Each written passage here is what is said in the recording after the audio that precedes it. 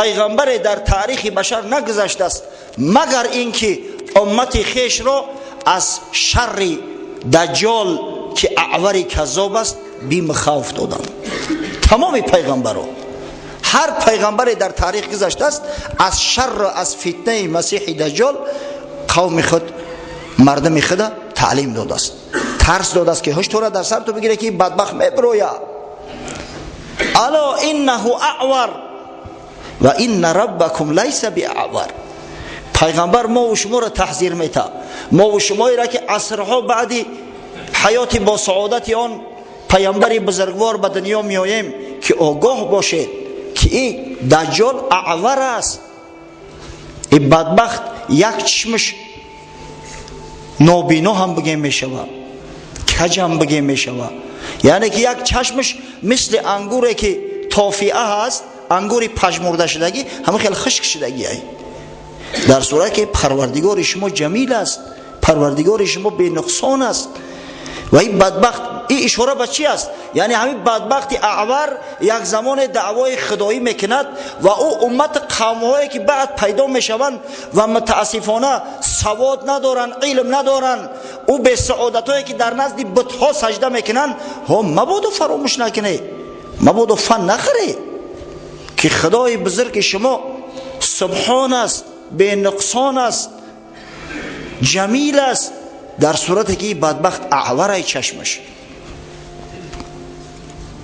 مکتوب بین عینیه کافر، در میان ده چشمش ثبت شدگی، در میان ده چشمش کافر. پیامبر ما را تحذیر میده. در زمان پیغمبر که پیدا میشد حضرت خودش بیان میکرد، همه را خودش میدانست، اما ما و شما را تحذیر داده است که اگر مبادا چنین شخص پیدا شد خشرو نگاه کنه. البته اگر مسلمان حقیقی باشد همه کلمه ها را در بین ده چشمش میخونه، کافر.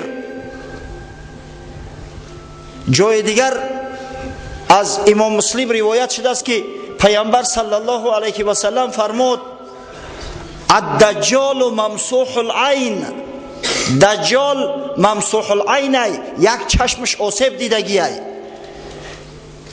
اعور العین الیمنا بروایت ابن عمر و اعور العین الیسرا بروایت حذیفه.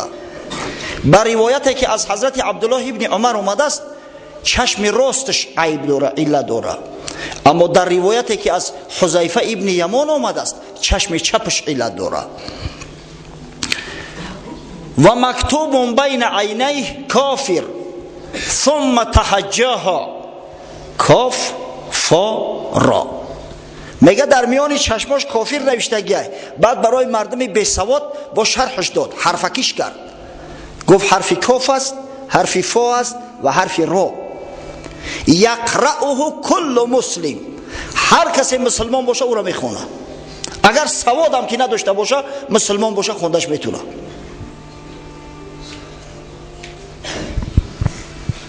خب در میان علما در مسئله آن که آیا این دجال هست یا بعد پیدا می شود در آخر زمان اختلافا به نهایت زیاد هستند. بعضی از علما میگویند که دجال الکی هست، عمل کرده ایستاده است، اما حالی زمان آشکار ظاهر شدنش نیست، یعنی آشکار ظاهر گشته و نعوذ بالله دعوای مسیحیت و بعدا دعوای خدایی نکرده است. بعضی دیگر میگن نه، دجال فرزند زمان خود است، در عصر خود، در زمان خود، همه قبل از وقوع قیامت تولد می شود، زیرا پیامبر صلی الله علیه و سلم او را جوان گفته است، گفته است انه شاب قطط، دجال یک جوان است، جوانی جنگلموی، موشای سرش مونه، ای شدید و جعده، موی سرش بسیار جنگله است، جوان است. در بعض روایات اومده است که جوانی 30 ساله است. پس میگن اگر تولد شده باشه بعد این چند ساله شده کی پیدا می شود، کی ظاهر می شود. یک عالم تحقیقات بسیار زیاد برده است، واقعا بزرگا گفتن اسم هر چیزی تا از دانا شنو، سر رمزی علم الاسما شنو. بعضی علمایی هستند که بر زم علم دانش خدای تعالی براشو ذکاوت داده است، عقل فراست داده است. بعضی چیزها را به همدیگر قیاس کرده و فکر عقیده شون میگن. یعنی که برزم علم عقل هم دارن، زیرکی هم دارن، جهان بینیشون وسیع است، وسیعتر میبینن، از همه چیز آگاهتر هستن. واقعا هم همین است در حیات. اگر ببینه دو پروفسور است، یک نفرش میبینی خیلی زیرکتر است نسبت دیگرش، اگر چند هر دوش در درجه علمی برابر هم پروفسورن، اما یکیش میبینی بسیار زیرک است، بسیار با فراست است، خوش صحبت است، در صورت یک نفر دیگرش بسیار احمق ابله است، با وجود یا که دعوی پروفسوری میکنن. زیرا که جهان بینی مردم از هم دیگر تفاوت دارد، عقل تفکر مردم از هم دیگر تفاوت دارند. در روی دنیا دو برگ به یک شکل یک صورت نیست. از کجا میتواند در دنیا دو مرد و یک عقل یک تفکر باشد؟ هرگز نمیشود. حضرت مولوی روم قصه میکند، میگوید مورک بر کاغذ دید او قلم، گفت با موری دیگر این راز هم که عجایب نقش ها آنکیل کرد، گه چه ریحان و چه سوسنزار و ورد. یک مورچک میگه دید در بالای کاغذ قلم رفته و اومده است. بعد بر رفیقش به یک مورچک دیگه گفت که سبحان الله، گفت جورایی این قلم جوانمرگ ببین چقدر قلم هنرمند بوده است، این چی نقش های در بالای خط کشیده است. بعضیش رنگی گلی ریحان میتوه نوشته هاش، بعضیش مثل سوسنزار میتوه، گلزار میتوه. گفتان مور کسبه استان پیشور، گفتان مور کسبه استان پیشور، این قلم در فعل هست یعنی اثر. او مورچه دیگریش زیرکتر بود، گفت مردک چشماتا کلانتر بکشو، او چلیک نمیبینی قلم قپیده است، همون چلیک تاوش داده است، نباشه یک اثر بیش نیست که این قلم در فعل هست فرع اثر. یک اسباب و یگان چیز دیگه نیست. این روزی سرش بتا میره و پش بزنه بلوتر نگاه که دست او چلیکی کارا کرده است. گفتان موری سوم که از بازو است، کسبه لاغر زیزورش نقش بست. یا مورچه دیگرش دورتر بده است، کشاتر میدیده است. یکو خدا کور تو کرده است، بالا را نگاه کنه آقای مسکولش نمیبینه، دم کردگی برمدگی بازوش، اگر قوت یمون نباشه این چلیک برده و آورده میتونه این قلمه. همچنین میرفت بالا، یا مورچه دیگرش دورتر بده است، کشاتر میدیده است. یکو رو در قبر او کلای غوث بی ده چشمش باز کردگی نگه داره، همو اداره کرده است. نباشه این بازو هم یک چی است، یک اسباب از دست هیچ کار می آید. همچنین می رفت بالا تا یک مهتری موران فتن بود بیشک، گفت از صورت مبینید این هنر که به مرگ خواب گردد بی خبر. و یک نفر سردار شو بود است، وقتی دعوا و جنجال شو بسیار شد، گفت که شما همت بی سواد جاهله، شما چیز از صورت نبینه. آخه این صورت که از دستش کار می اومد، ببینه خوش میبره، مرده که دستش دراز میشوه، چشمای علش محکم میشوند، هش نداره، در بینیش ناس پرکنی ای خوب نمیخیزه. گفت از صورت مبینید این هنر کو به خواب و مرگ گردد بی خبر. این از صورت نیست میگه، صورت آمد چون لباس و چون عصا، صورت آمد چون لباس و چون عصا، جز به عقل و جان نباشد این فتا. همه این کارو را عقل میکنه، همه این کارو را جان میکنه که شما دیدش نمیتونه. اگر او انسان خدا عقلش نداده باشه، اگر جانش نداده باشه، هیچ وقت قدرت نداره که نه دست نه سر نه پنجه و نه قلم چیزی را از خود ثبت سازد. بی خبر از این که آن عقل و فؤاد بیزی تقلیب خدا باشد جماد. به حضرت مولوی میگه که آخه بیچاره مورچه همین عقل داره، از کجا میفهمه که همون عقل او دانش او قلب به تقلیب پروردگار یک جسم منجمده، از او هیچ فایده ای نیست. یک دم از وی عنایت برکند، عقل زیرک ابلهی ها میکند. اگر یک ذره به عنایت پروردگار مونه، عقل زیرک ها را ببینه چنان ابلهی های میکنه که دیگه از حساب میبروید. پس همه از جانب پروردگار است. از همین خاطر اگر بینیم که کسی عمیق‌تر دیده است چیزی را، حکم را عمیق‌تر نظر کرده است، بفهمه که همه به هدایت پروردگار است. یک برادر به نام محمد ابو صالح جمع‌بست کرده است آثار و آیات و احادیث را و به هم موافق کرده و با جریان تاریخ گذاریده عجیب یک حکم کرده است. واقعا این حکم پیشتر هم بود، اما با این شکل سفته در هیچ جا خوردگی نبودم. میگوید بیچاره مردم مسلمان، یهودی ها، نصرانی ها بحث میکنن که این بدبختی دجال آیا تولد شده باشد، آیا باشد در حیات، در قید حیات هست یا نیست. در صورتی که دجال 3500 سال قبل از این تولد شده بود، 3500 سال قبل.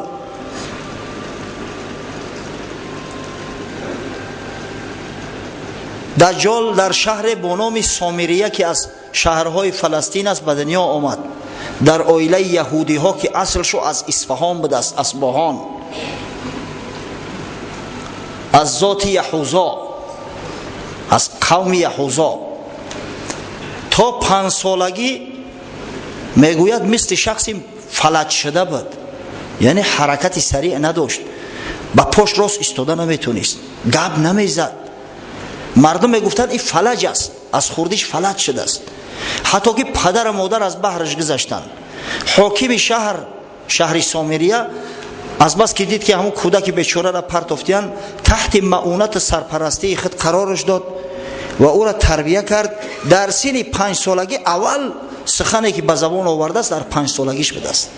در 5 سالگی حرکت های اولینا یاد گرفت، قدم زنی را. چند زندگی کرد. از بس که شهر سامریه مثل شهر صدام، مثل شهر گمارا، شهرها را میدونی نه؟ شهرهای قدیم بدن در شام که قوم لوط علیه السلام در همین شهرها زندگی میکردن و لواطت و حرامی وقتی که از حد گذشت، خدای تعالی به جزا گرفتارشو کرد، همه را به خاک یکسان کرد، تمام سرنشیناش همش هلاک کرد. و همین شهر سامریه هم شهر لواطگرها بوده است، شهر زیناکارها بوده است. وقتی که جای لواطت رواج مییابد، وقتی که جای زنا، حرام، ریباخوری رواج مییابد، البته غضب خدا بالای اون مردم مستولی میگردد. برادرای عزیز فراموش نکنید، البته به غضب خدا گرفتار میشوند. اذا ظهر الزنا او ربا فی قریه فقد احلوا بانفسهم عذاب الله. صدق الله العظیم، صدق رسول الله صلی الله علیه و سلم. حضرت رسول الله میگه که وقتی که در محل، در مکان، خواه شهر باشد خواه دیها، زنا و ریباخوری رواج یابد، آشکار شود، مردم این سرزمین غضب خدا را به دست خویش در بالای سر خود میارن، البته به غضب خدا گرفتار میگردن. و این شهر سامریه هم که مکان فاسقا و فاجرا بود، به غضب خدا گرفتار شد. اما از بس که این دجال در آینده با اون نقشه‌هایی که خدای تعالی کشیده است باید یک فتنه باشه، این نجات داده شد، به یک جزیره برده شد از جزیره‌های اقیانوس هند و در همون جزیره تحت سرپرستی یک حیوان با نام جساسه که این حیوان به گاو شباهت داشته است اما به نهایت سرپشم.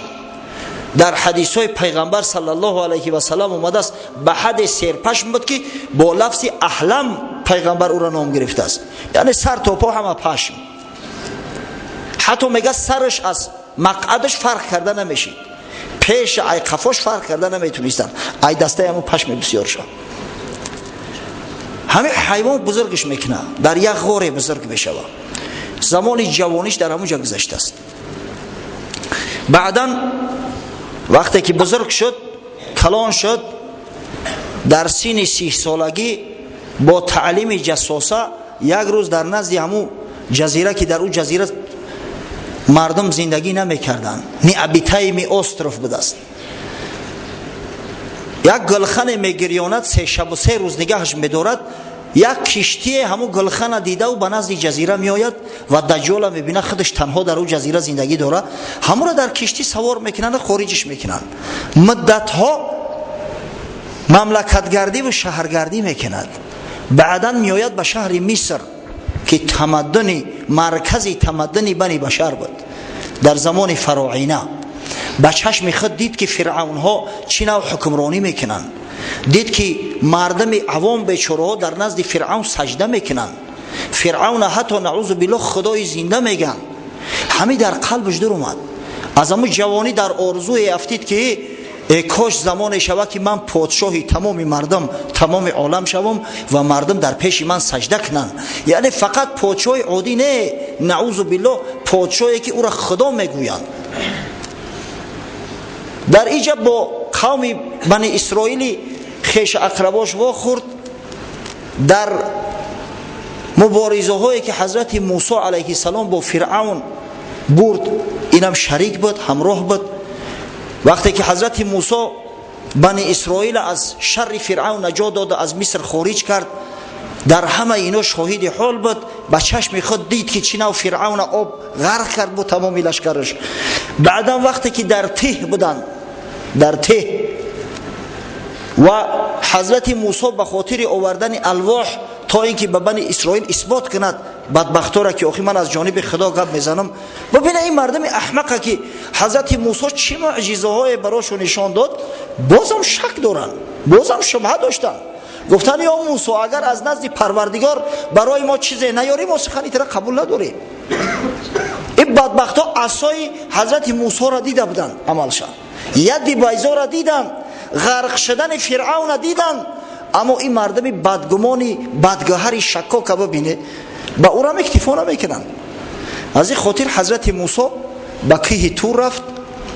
از نبودن حضرت موسی استفاده برده همین دجال به قول محمد ابو صالح که در قرآن با نام سامری یاد شده است، در سوره طه در 3 موضع نام سامری را خداوند ذکر کرده است. این سامری میگه همون دجال است. از نبودن حضرت موسی استفاده برده و تلاواری هایی که بنی اسرائیل از مصر آورده بودن، بعضیش به کارم به عمل حلال و بعضیش به حرام و دزدی، همونا را جمع کرد، از دستشان گرفت، آب کرد و یک گوساله درست کرد.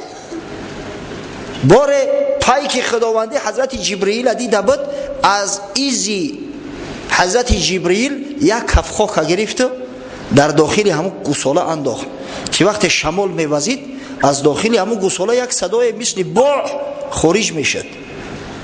گفت ای مردم بنی اسرائیل، نعوذ بالله خدای موسی و خدای بنی اسرائیل همی است.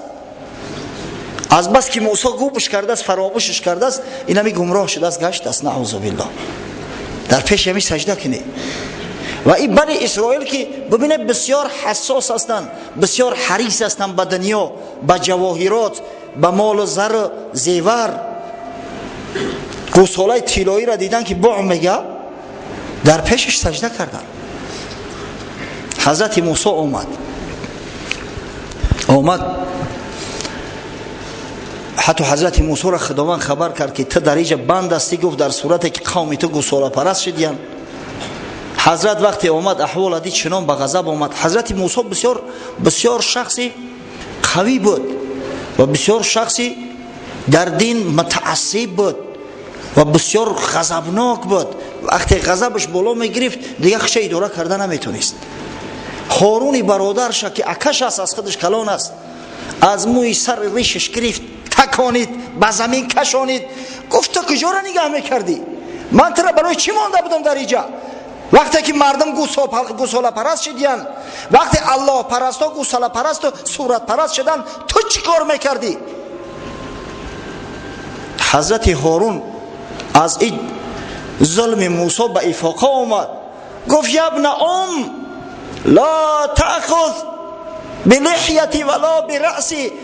پسر مادر گفت از ریش سر، از موی سرم نگی، سرم توقع عیبی من نیست. من ترسیدم که حاضر اگر اینا را جزا بدم تو میگوی در میان بنی اسرائیل تفریقه انداخت هارون در نبودن من. از این خاطر من اینا را کاردار نشیدم که خودت بیای حکم کنی.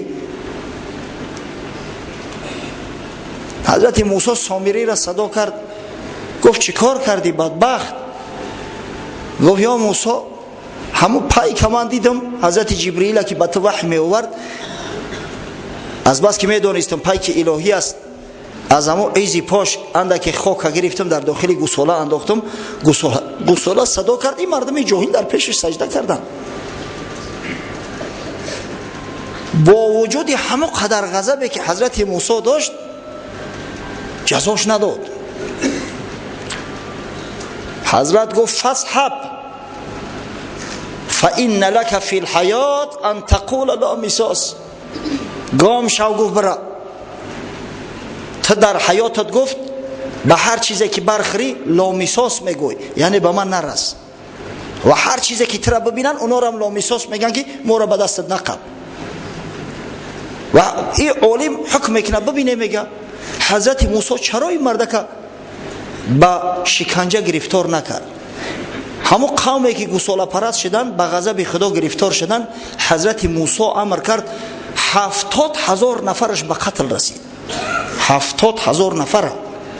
اما شخصی که سببگاری گوساله پرستی قوم شد، حضرت موسی گفت فاسحب، برا گفت پیش من. جزاش نداد. چرا؟ زیرا حضرت موسی میدونست که این دجال است. حضرت موسی که پیغمبر خدا است میدونست که قتل این به دست یک کس فقط واقع میشه، به دست حضرت عیسی. از این خاطر گفت برا. اگر حضرت موسی نمیدونست که این دجال است قولش میکن. این موسی است که با یک مشت در مصر یک نفر از قبطی ها را کشته بود. شما قصهش میدونید. این موسی هست که وقتی حضرت عزرائیل نزدش میآید که یا موسی اجلت رسیده است، من به خاطر قبض روحت آمدم، یک مشت میزنه حضرت عزرائیل. حتی در خبرها آمده است که چشمش آویزان میشه و حضرت عزرائیل. پس چرا این سامری را چیزی نگفت؟ زیرا میگه این همون دجال است. دجال که بود حضرت موسی گفت فاسحب، خارج شو، گم شو. بعد خارج شدن از نزد حضرت موسی ملک سرزمین های زیادی را تماشا کرد، با مردم آشنا شد، حیله و دسیسه ها را یاد گرفت. یکی از همون حیله و دسیسه ها تشکیل کردن گروه های مسانی. درباره مسانس که لاجا شما اطلاعات داره؟ میدونه مسان ها چی هستند؟ یعنی یک تشکیلات مخفی پنهانی که وقتی که نماینده هاش در رو شرکت میکنن همدیگر را نمیشناسن، نقاب در رو کشیده میشینن در مجلس، فقط هم سردار شده دیگر را میشناسن. بار اول در تاریخ مسان ها را دجال تشکیل کرده است و همه گروه های مسانی در ابتدا از بنی اسرائیل ساخته شدند.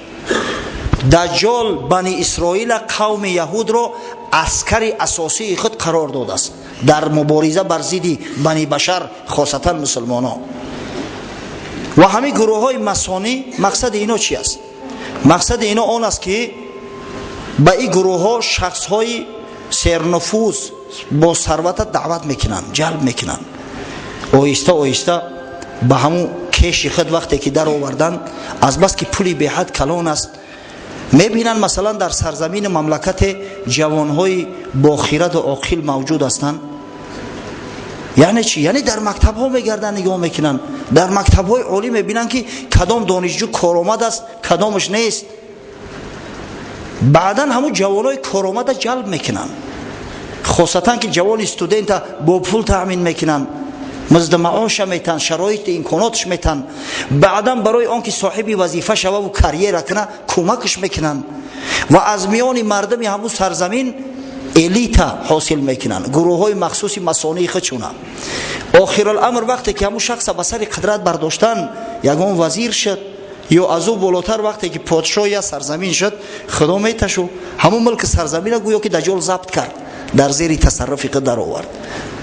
متاسفانه امروز در عالم گروه های مسانی به نهایت زیاد هستند. یکی از آن سبب ها که مثلا مسلمان ها به هم دیگر بیگانه هستند، پروا ندارن، فلسطین هم میزنن و مصری هاش پروایی ندارن، متاسفانه در همین است. افسوس، صد افسوس که ما نمیفهمیم، غضب میکنیم. چی سبب باشه؟ چرا این جوال مرگان نمیخیزن؟ چرا لااقل صدای اعتراض خودشون بیان نمیکنن؟ برای آنکه بسیاریاش مسانن، لشکری دجال هستند، به امر دجال کار میکنن. از کجا سر صدا بلند کنن؟ از کجا؟ اما قصه مورچه را من برای این تو گفتم، هر کس عقلش نمیگیره. و این دجال تا زمانی تولد حضرت عیسی گشت، سرزمین های همین اطراف بحر میانه زمین همش ضبط کرد، گرفت، دستخط کرد. وقتی حضرت عیسی تولد شد، آمد به شهر نزارت، به اون مکانی که عیسی تولد شده است. بعداً وقتی که حضرت موسی به بیت المقدس آمده بود، نزدش آمد، در بیرون در ایستاد. در بیبلی اومده است که یک مرد را داخل خانه میفرستد که خب بگو اگر تو پیغمبر هستی، دعوای پیغمبری داری، در پشت در کی ایستاده است؟ حضرت عیسی گفت در پشت در آنتی خریست ایستاده است، دجال. آنتی خریست یعنی که در زبان بیبلیت دجال آنتی خریست میگن. ما دجالش میگیم به او خاطر که پیامبر دجالش خواند. دجال در زبان عربی به معنای کذاب، یعنی دروغگو، بسیار دروغگو و مکار می آید. پیغمبر صلی الله علیه و سلم همون بدبختا و کافرایی را که نعوذ بالله دعوای پیغمبری کرده اند در تاریخ و شاید در آینده هم بکنن، همونا را با نام دجال یاد کرده است.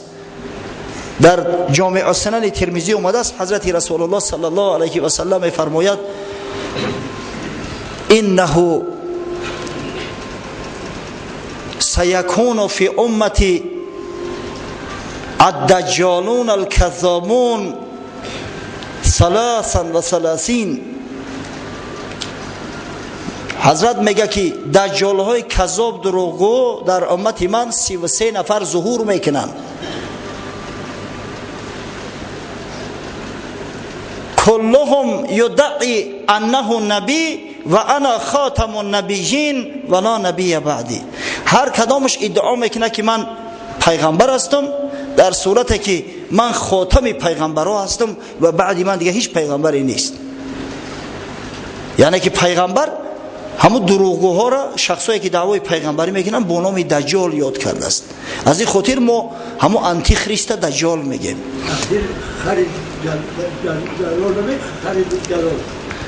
یا بابای حجی میگه که خرید دجال چی میشوه؟ ای پرتوی خرتونه خدا بگیره او خره. این بیچاره مردم حالی هم منتظر استودیان که دجال به خر میآید. دجال دیگه در استریبیتلا میآید، در راکت ها میآید، پرتوی که دیگه این خراتونه. او خری دجال که مقصد خر است که بر ضد خدا خروج کرده است، خر است که بر ضد خدا ظهور کرده است، به این معنا میآید. اما ببینید به حد مکار است بدبخت که قوم بنی اسرائیل که به چشم خود معجزه های حضرت موسی را دیدند. بنی اسرائیل که اکثر پیغمبرها از میان اونا خارج شدند، چی نوع گمراه و گوساله پرست کرد. پس ما و شما باید احتیاط باشیم. ببینه یک بدبختی به سعادت در خوجند ظهور کرد، یک به سواد جاهل، فامیل شریف بود والله اعلم، نعوذ بالله دعوای پیغمبری کرد. بعضی مردم او را با خانه هاشو دعوت میکردن که پیغمبر خدا به خانه ما تشریف بیار. نعوذ بالله در عصر 2021 گفت موسی با یک مرد خیال که بدندش از شقاوت و زلال، صد گمانت بود در پیغمبریم، با چنین برهان این خلقی کریم، 100,000 معجزه دیدی زمن، 100 گمانت می فیزود و شک زن. حضرت موسی وقتی غضبش کرد، یک نفر از هم بنی اسرائیل از یاخش گرفت که آخه لعنت خدا بر تو، گفت ای ملعون کافر، آخه تو در پیغمبری من شک داشتی، اینقدر معجزه ها را از من دیدی، هر کدامش با تنقید و با شک شبهه از مینه سرت میگذروندی. بانگ زد گوساله از جادویی، سجده کردی که خدای من تویی. اخوانه سوخته یک گوساله، یک ساحر جادوگر با گفت تو در پیشش سجده کردی. چه نبودی بدگمان در حق او؟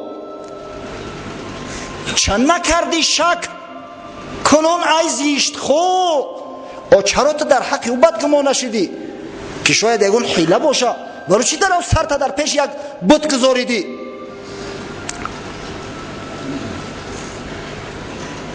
پیش گاو سجده کردی از خری، کرد گشت عقلت صید سحری سامری. سامری خود کی باشد ای سگان که خدای برتراشه در جهان؟ در پیش یک گاو از روی خری و احمقیت میگه سجده کردی. وقتی خری دجال میگم یعنی خری احمق است که دعوای خدایی میکنه نعوذ بالله. شما خیال نکنید که اون دجال در بالای خر میآید. این گپا را سر تو پرتوی. همین لفظ خر در یگان حدیث نه اومده است، در یگان نص شرعی نه اومده است. این مردم بیچاره ولی منتظرن که دجال در بالای خر سوار میآید. ما خود دیگه در خر سوار نمیشیم، دجال که حکمران جهان شود در خر سوار میشه.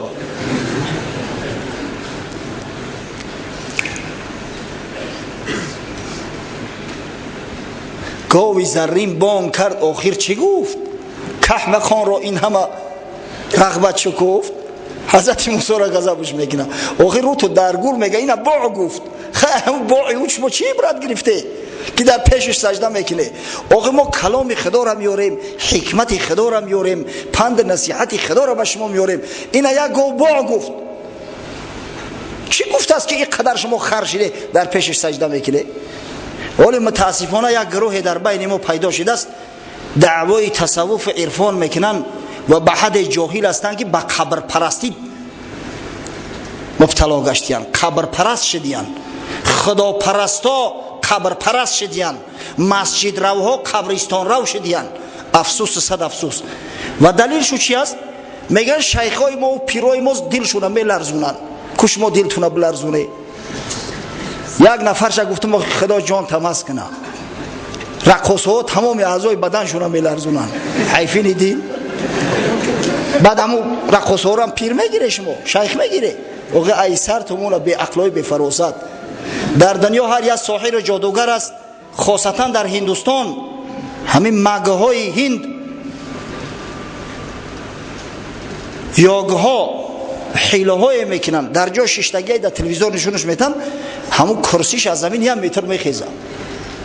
با در پیشش سجده میکنی که این کار دیگر رو کردن نمیتونن. سبحان الله. حضرت امام شافعی گفت اگر شیخی را دیده که در آسمان میپره یا در بالای آب میدوه قدمش تر نمیشوه، مغرور نشوه به او. شما اول ببینه که متابعتش به قرآن و به سنت پیغمبر صلی الله علیه و سلم تا چه حد است. گمراه نشوه. ما هم تاکید میکنم که بچهای عزیز گمراه نشوه، احمق نشوه. اکثر مردم از مسجد بیگانه میکنن. اینو شخصی که قوم مسجد است آیسته آیسته گم میشود، دیگه از جماعت دور میشود. ها چی کار میکنی؟ در خونه میشینم ذکر میکنم. و ذکر در سرت مونه، ذکر در مسجد بیا در پیش مردم بکن. این دین جماعتی ای. خب قصه خودمون دوام میتیم که وقت کم است. قصه کوتاه. وقتی که حضرت عیسی شناختش گفت این انتی خریست است، دجال است، بر ضد حضرت عیسی شور و شر برداشت. آخر الامر کار به حد کشید که حضرت خداوند عیسی علیه السلام به آسمان برداشت. شما میدونه این قصه را. و بعدا با شروع کرد در میان مردم نصرانی چنان فتنه های انداخت که امروز دین نصرانیت به 2000 فرقه های متفرقه جدا شده است. ولی یهودی ها خدا را یهوه میگن. یهوه در بعض روایات شیخای ما اومده است که یهوه یکی از نامهای ابلیس است. ابلیس پرست شو کردیان. تمام کوشش برای چی است؟ ما زمین باید آماده کنیم تا وقتی که همون مسیح یعنی همین دجال میآید او را به خوبی بپذیریم، قبولش کرده بتونیم. چرا در دنیا پراکنده میشوند؟ به اختیار خود میشوند؟ هرگز نه. یک برادر حاجی قصه کرد، حاجی فیض الله خدا عمرش دراز کنه، گفت در همین افغانستان با وجود همین قدر جنگ هایی که بود در زمانی حتی همون طالبان اومده بودن جنگ ها بود، در غزنی، در شهر غزنی بسیار یهودی‌ها رفتن 2 نفرش مونده بود برای همون سینگاگشون نگه داشتن. این همی قدر جنگ بوده، اونا در همون شهر بودن، در تمام دنیا نماینده هاشو هستن.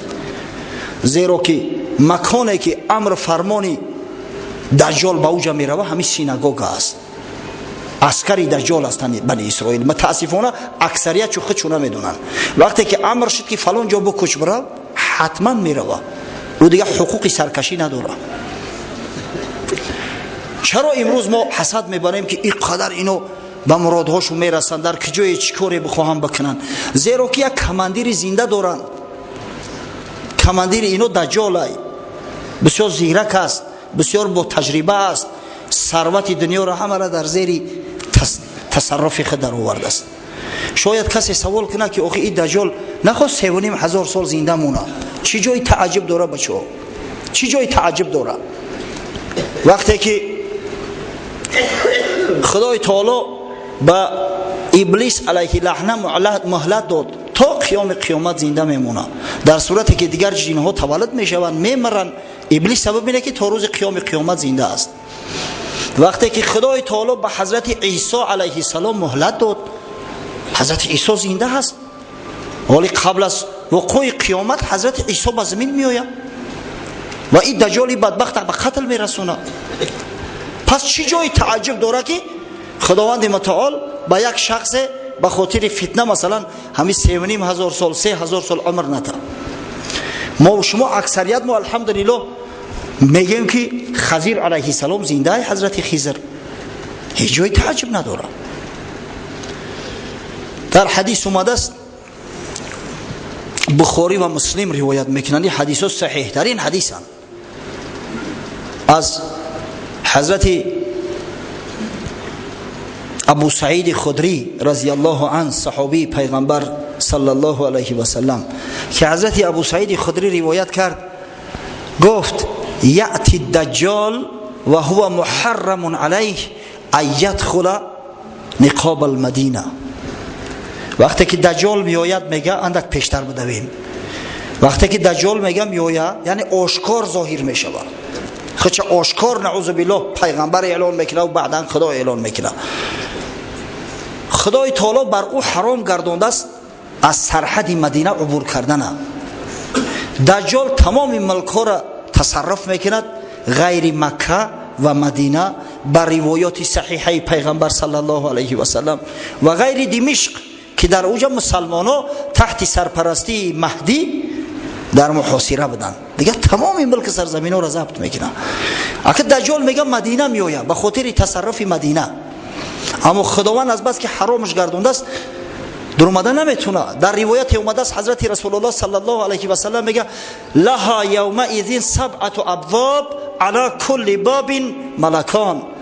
در همون روز مدینه 7 در داره، در هر درش 2 ملائکه خدا، 2 ملائکه پهلوان قراول ایستادیان که دجال ندرویه. وقتی که دجال نزول میکنه در نزدیکی مدینه، یک مرد از شهر مدینه خارج میشه. حضرت میگه هو خیر الناس، بهترین مردم به در عصر زمان. میآید نزد دجال، به دجال مراجعت میکند، میگوید اشهد انک الدجال الذي حدثنا رسول الله صلی الله علیه و سلم حدیثه. من گواهی میتم که تو دجال هستی، تو همون دجالی بدبختی هستی که حضرت رسول الله صلی الله علیه و سلم حدیث او را به ما کرده است. دجال با گرد اطرافیاش مراجعت میکند، با مردم حوالی مدینه مراجعت میکند. وقتی که دجال نزد مدینه میآید، در حدیث اومده است که 3 بار مدینه میلرزه، سخت میلرزه. تمام فاسقا و منافقا دیگه شهر را ترک میکنن از ترس دجال. نه، مدینه منوره برای خارج ساختن این همه حرامی ها، این همه فاسقا و منافقا میلرزه. دجال به همین فاسقا مراجعت میکند، میگه ارایتم ان قتلت هذا ثم احییته هل تشکون فی الامر. ببینید میگه اگر من همین مرد آوازی بکشم در پیش چشم تو، بعد از نو زندش کنم، آیا شما نعوذ بالله در خدایی من شک دارید؟ شک میکنید؟ در جواب میگن نه، اگر بکش زندش کنی ما میگیم تو خدا هستی نعوذ بالله. فیقتله ثم یحییه، میکشش، از نو زندش میکنه. ایره استدراج میگن. وقتی که زندش میکنه، این مرد به دجال نگاه میکند، میگه والله ما كنت فیک والله ما كنت فیک اشد بصیرة منی الان. قسم به خدا میگه یقینم باز بیشتر شد که تو همون اعور کذاب هستی، تو همون دجال ملعون هستی. این هر قدر که دجال کوشش میکنه دیگه کشتش نمیتونه. امام مسلم حدیث آورده است و در پایانش میگه و قال ابو اسحاق یقال ان هذا الرجل هو الخضر علیه السلام. میگه ابو اسحاق یکی از راویای حدیث ابراهیم ابن سفیان گفته است که همون مردی که بر ضد دجال برآمد و با دجال مراجعت کرد، من گواهی میتم که تو دجال هستی، این خضر علیه السلام بود. ان همون لحظه ده خضر علیه السلام به شهادت میرسه، شهید میشه. پس چی جای تعجب داره که اگر دجال عمری مدید دیده باشه؟ این هیچ جایی نداره. خب قصه کوتاه. وقتی که نصرانی ها را متفرق ساخت، فتنه و نیرنگ های زیاد کرد، آخر الامر مانده می شود. به خاطر استراحت به همون جزیره ای که در اوجا بزرگ شده بود، کشتی سفر بر کرده و می رود. وقتی در ساحل فرمد، کشتی ها رخصت میکند، خود می آید که جاسوسه همراه 20 نفر ملائک خدا که به صورت آدم استاده بودند، با زنجیرهای بسیار غوث منتظرشند، از دست پاش میگیرند، در همون غاری که تولد شده بود در همونجا زنجیر بندش میکنن، میبندنش. این ساعت تولد حبیب خدا محمد مصطفی صلی الله علیه و سلم بود. حضرت در همون وقت تولد شده است. مدت 63 سال دجال زنجیربند بود. امام مسلم در صحیح خود، مسلم ها میدونه نه بچه ها، انشاءالله قوم مسجدی ما خوب میدونن، صحیح مسلم در پهلوی صحیح بخاری است. صحیح ترین کتاب ها بعد قرآن عظیم شان حساب میکنن. این کتاب هایی هستند که در اینو یگان حدیث ضعیف نیست. یک قصه را آورده است، قصه صحابی پیغمبر صلی الله علیه و سلم تمیم داری. همه قصه جاسوسی که گفتیم من این را از خودم نمیگم، این را از حدیث برای تو گفته استم. با گمان نکنه که همین فانتزیاش کرد رو آورده و از خودش چیزی لق داره. منبر پیغمبر صلی الله علیه و سلم جای افسانه گویی نیست برادرای عزیز. یکی از صحابه پیغمبر با نام تمیم داری که اصلش از فلسطین است، حتی میگن که زاهد فلسطین و اردن بوده است، بسیار شخصی بزرگ بود. این سردار نصرانی ها بود، یک کشیشی بزرگ بود. سال 9 هجری میوه مسلمان میشود و در نزد پیغمبر صلی الله علیه و سلم قصهش میکنه. در حدیثی در صحیح مسلم اومده است که فاطمه بنت قیس رضی الله عنها روایت میکند، بار میگه نماز خواندیم، در مسجد نشسته بودیم، پیغمبر خدا صلی الله علیه و سلم امر کرد همه را که در جهاتو بشینه، الا مصلاکم، هیچ که گفت از جاش تکان نخوره. بعد حضرت میگه بالای منبر برآمد، تبسم کرد، گفت میدونی برای چی من تو کردم؟ اینا برادر مو تمیم داری مسلمان شد، سال 9 هجرت بود و این برای من یک قصه را کرد، یعنی همون چیزی را که من برای شما تحذیر میدادم همون را این با چشماش دیده است و ثبوتش برای شما بازم بیشتر و زایدتر می شود. و قصه کرد. تمیم داری میگوید در کشتی نشسته بودیم، سیری بحر داشتیم، ناخواست دریا طوفانی شد، کشتی من دیگر رهگم زد. وقتی که صبح شد و طوفان قرار گرفت، دیدیم که در نزدیکی یک جزیره هستیم. همون زورقی که در پهلوی کشتی است، زورق گرفتیم، در زورق سوار به جزیره خارج شدیم. کشتی‌های کلون به جزیره نزدیک نمیشوند، شما میدونید نه؟ اگر پورت نباشه، زیرا که خوف اون است که یک خرسنگ کلون است در زیر آب، اگر در خرسنگ بزنه کشتی و زیرش سوراخ شود تمام، او کشتی از کار میبروید، سرنشیناش غرق میشوند. از همین خاطر کشتی در بین بحر لنگر میپرتوید، در همون جایی که مثلا چقر است بعدا در زورق ها سوار میبرویند. در زورق سوار میگه خارج شدیم، با جزیره یک حیوان اومد بسیار پشمینه، حتی میگه سرش از قفاش فرق نمیکردیم که کدام طرفش سره کدام طرفش قفا، وقتی خم شده و علف میچری. حیران شدیم، گفتیم سبحان الله این چی هیکلی مهیبه. نخست به زبان در اومد، گفت شما کی هستی؟ به زبان انسانی میگه. در جواب گفتیم ما یک قومی از عرب هستیم. تو کی هستی؟ با فکرم گفتیم تو شیطانی. نخو گو گپ زنه. گفت شما به همین غار داخل شوه، در داخل این غار یک شخصی هست بسیار احتیاج به صحبت شما داره. ما از یک طرف ترسان که این شیطان نباشه یگان زیان ما برسونه، از طرف دیگر وقتی که این سخن شنیدیم بسیار میل رغبت ما بیدار شد. از این خاطر به غار میگه رفتیم، دیدیم یک شخص بسیار موی سری جنگیله داره، یک چشمش اعور با زنجیرها بسته شدگی در دیوار. نزدش آمدیم، گفت شما چی کسید؟ گفتیم ما یک قوم از عرب هستیم، از بنی لخم و بنی جزام. میگه سوال کرد که شما را به خدا قسم نخلستان بیسان آیا هست؟ گفتیم بله هست. گفت ولی خشک نشدین خرمهاش؟ گفتیم نه. گفت تا زمان او نخلستان خشک نشود من آزاد نمیشم. سوال کرد از یک بحر دیگر، بحیره از یک حوض دیگر، که آیا آبش خشک نشده است؟ گفتیم نه، آبش جاری است. از یک چشمه دیگر سوال میکرد، گفتیم الحمدلله مردم از آبش استعمال میکنن. بعد گفت پیغمبر آخر زمان برومد؟ گفتیم بله.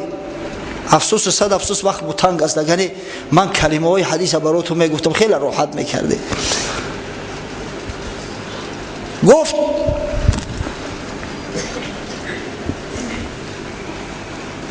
آیا گفت عرب ها تسلیم حکم پیغمبر شدن؟ گفتیم بله، در اکثر حالت تسلیم شدیان، ولی بعضی قبیله ها ماندیان، اما اکثر کل علاقه تسلیم شدن. علاقه پیامبر صلی الله علیه و سلم حکمش در نیم جزیره عرب مسلط گشته است، حکمش پهن شدگی است. بعد گفتیم تو کی هستی؟ اینقدر سوال مو میکنی، تو را چرا زنجیر پیش کردیان؟ گفت من مسیح دجال هستم. مسیح دجال هستم گفت، و برای من خبر اومده است که تا زمان همون نخلستان نامبرده خشک نمی شود، تا زمانی که همون حوض آبش زمین فرو نمی برد، تا زمانی که چشمه نامبرده خشک نمی گردد، تا زمانی که پیامبر آخر زمان ترک دنیا نمی کند، برای من آزادی نیست. اما من گمان میکنم که نزدیک آمده است وقتی آزادی. همه چیز تمیم دوری به چشمش دیده است. نزد پیغمبر صلی الله علیه و سلم اومد، همین را قصه کرد و حضرت رسول الله صلی الله علیه و سلم از بالای منبر این را بیان کرد. پس من به همون شخصای مراجعت میکنم که میگن که دجال هنوز تولد نشده است. هی برادر از خواب غفلت بخیزی. و پیغمبر تمیم دوری را نگفت که تو دروغ میگویی حالی دجال تولد نشده است، نه، گپی تمیم تصدیق کرد. پیغمبر خدا از بالای منبر به مردم بیان کرد، مردم تحذیر داد که هشتونه در سر تو بگیره. و با او کسایی که تو حاضر بیچاره گمان میکنن که دجال در بالای خر سوار می آید و بعد یک تلویزور در دست شی من میگه که اگر پدر و مادر تا نشان بتم نعوذ بالله بگن که همین خدا از قبول میکنه، در جواب مردم بیچاره میگفتیم بله. بعد تلویزور را کلوچت میکرد است ای بالای خر. بعد صورت پدرش هم مردک میدیده است که میگفت است که بچم نعوذ بالله همین خدای در پیشش تعظیم که او زمانو برفتم. هم مردم عصر 21 در زندگی میکنه.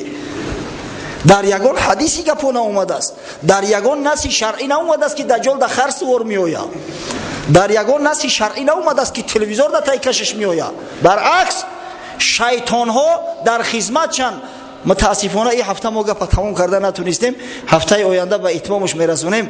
من با شما صحبت میکنم که چه خیلی بین دجال و بین شیطان ملعون شرطنامه امضا شده است، یا همکار هستند، هم پیمان هستند.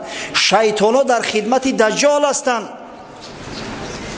و همون شیطان امر میکنه به شکل صورتی پدری اعرابی بیچاره میشود. در حدیث اومده است. بعد میگه بچه جان نعوذ بالله یمی خدای عبادتش کن. مردم بین این شکل بین این نمود گمراه میکنن. از این خاطر این دجال به قول اصح هست. علمای بزرگ عصر بیست از جمله بدیع الزمان سید نورسی تأکید میکنه که دجال هست.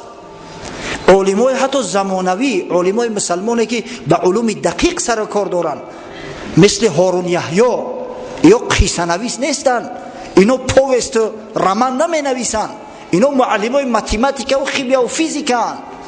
هارون یحیی حتی در اینترنت چوب کرده است که آیا همین دجال پیدا شده است یا نه. بله میگه این دجال هست، دجال عمل کرده است. از همین خاطر برادرای عزیز احتیاط کنید. همه همین فتنه هایی که در جامعه برپا می شود همه به وسوسه و به دسیسه شیطان است. در مقابل ما دشمن بسیار خطرناک ایستاده است، دشمنی که سرور سرکرده آن دجال هست که تا وقتی وقوع قیامت نمیمره. دشمن سردار دارد که بسیار تجربه ناک است، او انسان عادی نیست مثل ما و شما، تجربه 3,500 ساله داره و همین بدبخت در مقابل امت محمد صلی الله علیه و سلم ایستاده است و در شرطنامه‌ای که با همراه ابلیس امضا میکنن پونکت اولش همی است که امت محمد صلی الله علیه و سلم بالکل از روی زمین نیست کرده شود. نعوذ بالله. پس یگانه علاج مبارزه بر ضد این دجال ملعون و لشکر بدبخت بدتالی آن اتحاد ما و شما است. چنگ زدن ما و شما بر ریسمان اعلا، به قرآن عظیم الشأن و به احادیث پیامبر صلی الله علیه و سلم و به شرایع، به مقصد به روایات و به آثار بزرگان ما هست. اگر همین کار نکردیم شیطان ملعون همراه این رفیقش دجال میتونه که ما را پراکنده کند. برای کاری بسیار لازم نیست. مسلمان به مسلمان جنگ میدازد، ثمرش استفاده بردن